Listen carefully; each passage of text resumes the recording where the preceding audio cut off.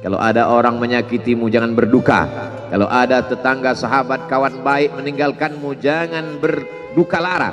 Karena sesungguhnya di balik itu semua, fa inna ma'al usri yusra, inna ma'al usri yusra. Idza daqat 'alaika dunya faqul ya Allah. Kalau terasa sempit dunia, mengadulah kepada Allah. Idza sa'alta fas'alillah. Kalau minta-mintalah kepada Allah. Wa idza sta'anta fasta'in billah. Kalau minta tolonglah kepada Allah.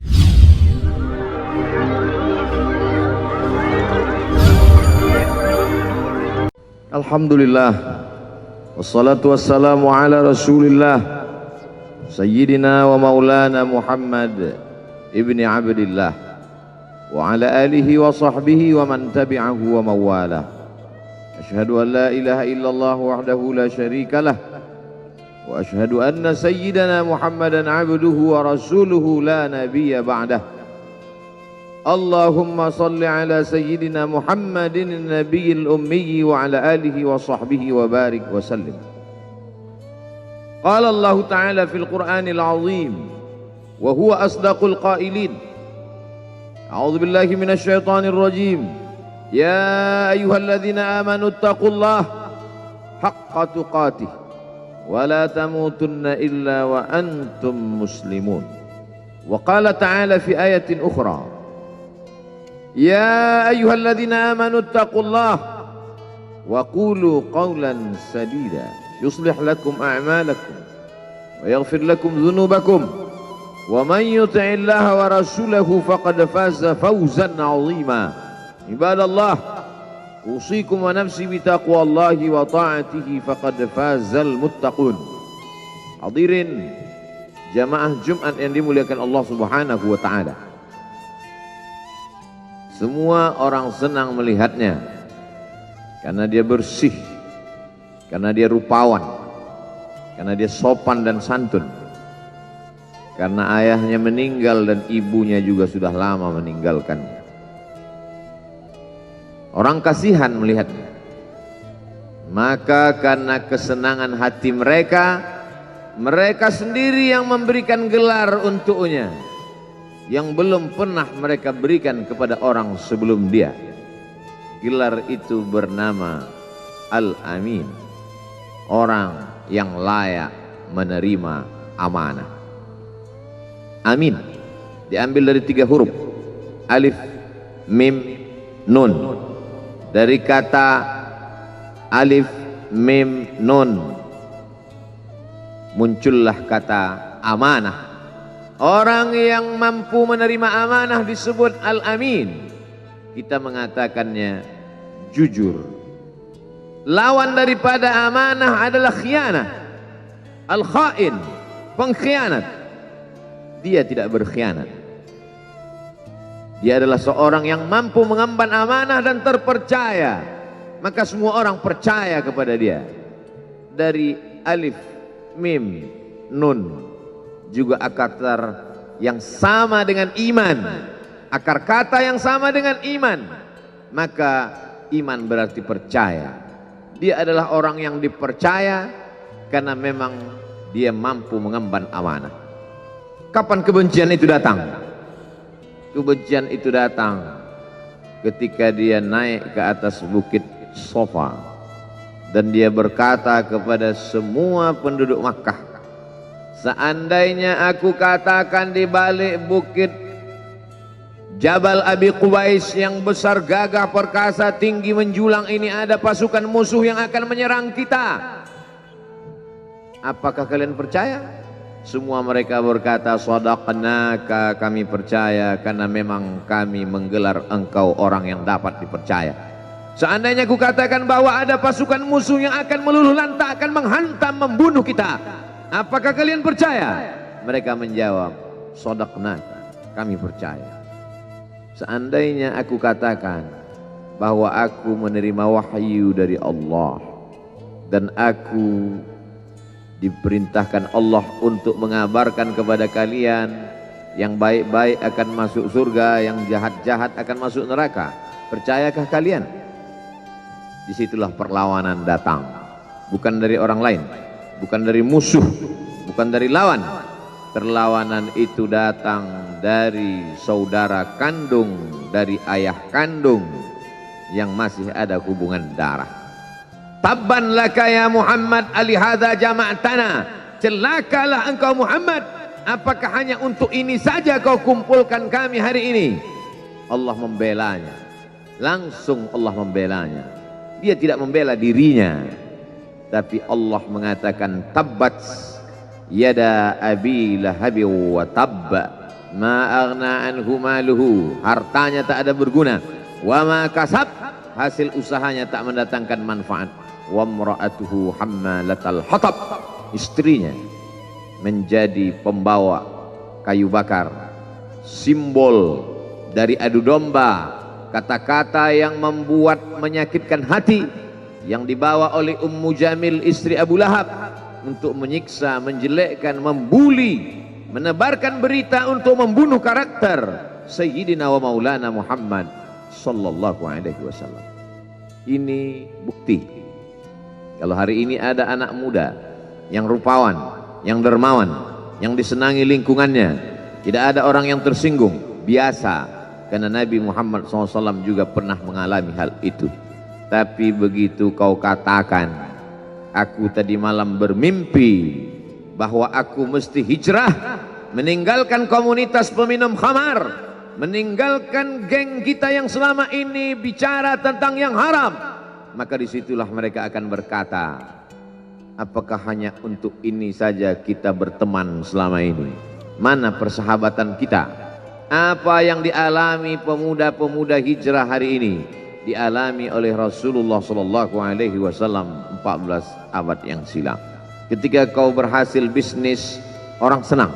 Ketika kau berhasil membina rumah tangga, tidak ada orang yang tersakiti. Ketika anakmu lucu-lucu dan kau berada di tengah mereka, tidak terusik kepentingan mereka, tidak terganggu ekonomi mereka, engkau adalah sahabat, engkau adalah teman setia. Tetapi ketika kau tidak ikut kemauan manusia, disitulah engkau sedang melantik dirimu sendiri menjadi musuh. Maka Allah kuatkan hatimu. Wa in tuti aktsara man fil ardi, kalau kau ikut kebanyakan orang di atas muka bumi, yudilluka an sabilillah, mereka hanya akan menyesatkan engkau dari jalan Allah subhanahu wa ta'ala. Tapi api itu tidak pernah padam. Kalau dia padam, maka berakhirlah dakwah Islam. Dia terus bergelora, dia terus menyala, dia terus membakar kemunafikan, membakar kemusyrikan, sampai akhirnya embargo pun tiba. Jangan ada yang mau bergabung dengan kelompok Muhammad sallallahu alaihi wasallam. Jangan ada yang mau berkirim makanan. Jangan ada yang mau berdagang. Jangan ada yang mau menjalin transaksi. Mereka ingin membunuh secara perlahan-lahan. Jangan beli produknya. Jangan duduk bersamanya. Jangan berteman dengan dia. Kenapa kamu mau berfoto dengan dia? Kenapa kamu mau bergambar dengan dia? Kenapa kamu masih mau mendengar ceramah dia? Adakah orang yang mengalami hal itu hari ini? Adakah ketakutan-ketakutan dari hamba Allah yang mengatakan Allahu Akbar, Allah Maha Besar, tapi takut ditinggalkan kawan, cemas ditinggalkan sahabat? Maka itu pernah terjadi pada kelompok Sayyidina wa Maulana Muhammad sallallahu alaihi wasallam. Kalau pembunuhan karakter tidak berhasil, maka ada yang lebih dahsyat daripada itu. Mereka tawarkan dunia beserta isinya. Wallahi, demi Allah wahai paman, demi Allah wahai Abu Talib, law wada'u syamsa fi yamini wal qamara fi yasari, andai mereka letakkan matahari di tangan kananku, bulan di tangan kiriku, ala atruka hadzal amr, supaya aku tinggalkan dakwah ini, aku tidak akan meninggalkannya. Bujuk rayu mulai tiba. Itu terjadi pada diri Nabi Muhammad sallallahu alaihi wasallam. Kalau kau tidak mempan dimusuhi, kalau kau tidak mempan dirangkul, kau akan dipukul. Kalau kau tidak mempan dipukul, kau akan dirangkul. Berbagai macam cara, dari mulai yang paling keras sampai yang paling lembut, dari mulai yang paling lembut sampai yang paling keras, sampai akhirnya tempat bergantung itu hilang, lenyap, musnah. Ada dua tempat bergantung, saudara kandung ayah Abu Talib. Mereka tidak mengusiknya karena dia keponakan Abu Talib. Abu Talib anak Abdul Muttalib, Abdul Muttalib anak Hashim, Hashim anak Abdi Manaf, Abdi Manaf anak Qusay, Qusaylah pendiri Darun Nadwah. Mereka keturunan darah mulia dari Adnan. Adnan menerima tetesan darah dari Ismail. Ismail anak kandung Ibrahim alaihissalam. Jangan ganggu dia karena dia keponakan Abu Talib. Masih ada backing. Tapi Allah ingin agar hati itu tidak bergantung kepada manusia. Dia buat Abu Talib meninggal dunia. Masih ada lagi tempat bergantung. Dia yang dulu ketika kedinginan datang, dia yang menyelimuti. Yang dulu ketika ketakutan datang, dia yang menenangkan. Dia datang menemui Waraqah ibnu Naufal. Waraqah berkata, Namus, malaikat yang pernah datang kepada Ibrahim, yang pernah datang kepada Musa, yang pernah datang kepada Isa, sekarang dia datang kepada suamimu. Katakanlah, jangan takut, jangan cemas. Kalau nanti sampai masanya dia akan diusir dari kampung halamannya, aku orang pertama yang akan membelanya. Karena begitu yang kutemukan dalam kitab-kitab suci yang kubaca, kata Waraqah bin Naufal. Hari itu juga tempat bergantung itu patah. Khadijah menghadap Allah subhanahu wa ta'ala. Tak lagi ada makhluk tempat bergantung. Tak ada lagi ranting tempat berhinggap. Tak ada lagi batang kayu tempat berpegang. Allah ingin agar engkau berserah hanya kepada Dia saja. Tidak ada makhluk. Bersandar kepada makhluk akan kecewa. Bersandar pada kayu yang rindang akan tumbang. Bersandar kepada benda akan binasa. Bersandar kepada sahabat akan berubah menjadi musuh. Bersandarlah kepada Dia, Hayyun Maha Hidup, la yamut, Dia tak pernah mati. Bersandarlah kepada Dia, Al-Aziz yang Maha Perkasa, Al-Jabbar yang Maha Berkuasa. Itu yang diinginkan Allah dari sosok Sayyidina wa Maulana Muhammad sallallahu alaihi wasallam. Dia pergi, sengaja dia pergi berjalan kaki, karena kalau dia pergi menunggang unta, mereka sudah mengintai. Dia pasti lari. Dia akan pergi ke tempat yang jauh. Sengaja dia pergi berjalan kaki. Lalu kemudian dia pun sampai ke suatu tempat. Dia berharap mereka adalah orang-orang yang lembut akan yang menerimanya. Tapi dia tidak diterima dengan tala'al badru alaina. Dia tidak diterima sebagai ahlan wasahlan. Ahlan, keluarga. Kau datang kami sambut sebagai keluarga. Sahlan, mudah. Kau datang, urusanmu mudah. Ahlan wa sahlan. Tapi dia tidak dianggap sebagai keluarga. Dia tidak dianggap sebagai sahlan. Dia dianggap sebagai musuh. Dia dilempar dengan batu. Dia dilempar dengan kayu. Dia dilempar dengan tulang onta. Apa yang dia lakukan? Dia bersembunyi di balik bukit. Dia angkat kedua tangannya. Ilaika ashku dha'fa quwwati. Kepada engkau saja aku mengadukan kelemahanku. Wa qillata hilati, ketidakberdayaanku. Wa hawani bainan nas, aku hina di tengah mereka.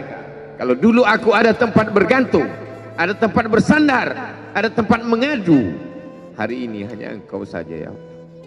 Datanglah malakul jibal, malaikat penjaga segala bukit di atas dunia. Kau tunjuk mana bukit yang paling besar ya Muhammad. Akan kutimpakan kepada mereka. Hati yang luka biasanya akan marah, akan kecewa, tapi itu tidak terjadi pada Nabi Muhammad sallallahu alaihi wasallam. Apa yang dia katakan? Asallah an yukhrij min aslabihim man ya'budullaha wa la yusyrika bihi syai'a. Ya Allah, keluarkan dari tulang sulbi mereka, keluarkan anak cucu mereka yang akan menyembah engkau. Tidak ada satupun yang akan mempersekutukan engkau di atas muka bumi ini. Doanya dikabulkan, hatinya susah, pikirannya kacau, tapi lidahnya tidak berkata-kata kasar. Dia doakan agar anak cucu mereka menyembah Allah. 100% penduduk Taif hari ini bersyahadat asyhadu an la ilaha illallah wa asyhadu anna Muhammadan Rasulullah. Doa orang yang teraniaya, doa orang yang terzolimi. Dia berhenti di sebuah kebun. Ada seorang yang bukan terpandang membawakan beberapa ranting anggur sebagai pelipur lara, penghilang haus, pelepas dahaganya. Ketika anggur itu akan masuk ke mulutnya, dia berkata Bismillahirrahmanirrahim, atas nama Allah. Maka hamba sahaya miskin, susah, melarat, perantau yang tak punya apa-apa itu heran. Apa yang kau ucapkan? Bismillah. Kau sebut nama Allah ya. Tidak ada satupun orang di kampung ini kalau makan menyebut nama Allah. Siapa engkau? Aku Nabi yang diutus Allah Subhanahu wa ta'ala. Berarti engkau sama dengan orang yang dulu pernah berada di kampungku. Engkau dari mana? Aku dari Ninawi. Ninawi ya. Di sana ada saudaraku, kata Nabi Muhammad SAW. Di sana ada saudaraku, namanya Yunus bin Matta. Yunus bin Matta adalah saudaraku. Sama-sama hamba yang diutus Allah Subhanahu wa ta'ala. Dia juga diingkari oleh kaumnya.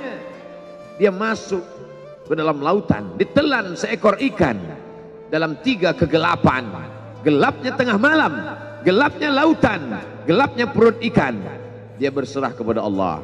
La ilaha illa anta subhanaka inni kuntu minal zalimin. Begitu cara Allah mengingatkan Nabi Muhammad SAW. Apa yang kau rasakan hari ini belum ada apa-apanya dengan apa yang pernah dirasakan oleh Yunus bin Matta. Mendengar itu langsung saja Addas bersimpuh sujud mencium lutut Nabi Muhammad SAW.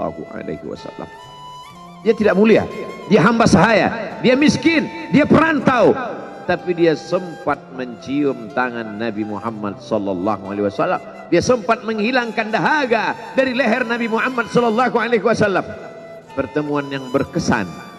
Biarlah pertemuan itu sekali, tapi sampai ke lubuk hati. Untuk apa pertemuan yang berulang kali, tapi hanya sampai di tepi bibir, hanya basa-basi. Nabi SAW kembali, dia pulang. Di tengah perjalanan dia mendengar, qul, katakan, uhiya ilayya annahu istama'a nafarun minal jin. Ada sekelompok jin.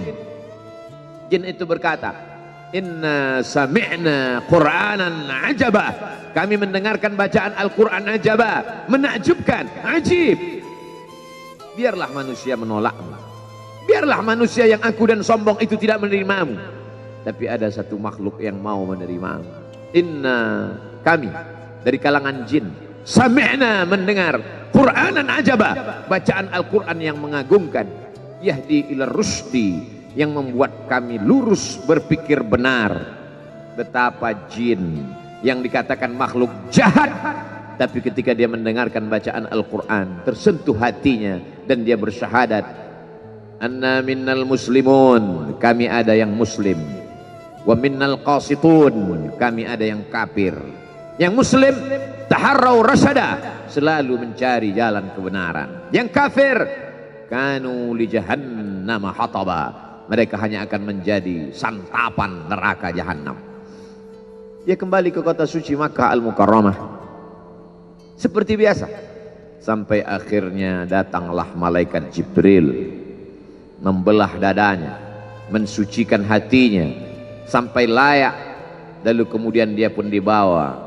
Subhanalladzi asra bi'abdihi lailan, maha suci Allah yang memperjalankan hambanya pada suatu malam, minal masjidil haram ilal masjidil aqsa, dari masjidil haram ke masjidil aqsa, alladzi barakna haulah, kami berkahi sekelilingnya. Untuk apa? Linuriyahu min ayatina, kami ingin memperlihatkan kepadanya tanda-tanda kebesaran kami. Selama ini dia hanya didengar, azab kubur didengar, neraka jahanam didengar, malaikat didengar. Hari ini kami ingin memperlihatkan tanda-tanda itu kepada hamba kami. Jangan bersedih ketika kau didustakan, jangan bersedih ketika kau dibunuh karaktermu, jangan berduka cita ketika tidak ada manusia yang menerimamu. karena sesungguhnya itu hanyalah cara Allah menguatkan hatimu, karena dia ingin mengangkat derajatmu, menempatkan di tempat yang terpuji, memperlihatkanmu sesuatu yang tidak pernah dia perlihatkan kepada manusia yang lain. Dia buat hatimu hancur berkeping agar tidak lagi ada tempat makhluk dalam hatimu, yang ada hanya Allah semata. Ma fi qalbi ghairullah. Pada saat itu mentalmu sudah kuat, layaklah engkau berada di tempat yang terpuji. Kalau ada orang menyakitimu, jangan berduka. Kalau ada tetangga, sahabat, kawan baik meninggalkanmu, jangan berduka lara, karena sesungguhnya di balik itu semua, fa inna ma'al usri yusra, inna ma'al usri yusra, idza daqat 'alaika dunya faqul ya Allah. Kalau terasa sempit dunia, mengadulah kepada Allah. Idza sa'alta fas'alillah, kalau minta-mintalah kepada Allah. Wa idza sta'anta fasta'in billah, kalau minta tolong, minta tolonglah kepada Allah. Iyyaka na'budu wa iyyaka nasta'in. Kepada Engkau kami menyembah, kepada Engkau kami beribadah, kepada Engkau kami bersimpuh sujud, kepada Engkau juga kami meminta pertolongan. Barakallahu li wa lakum fil Qur'anil azim wa nafa'ani wa iyyakum bima fihi minal ayati wadh-dhikril hakim wa taqabbala minni wa minkum tilawatahu innahu huwal ghafurur rahim.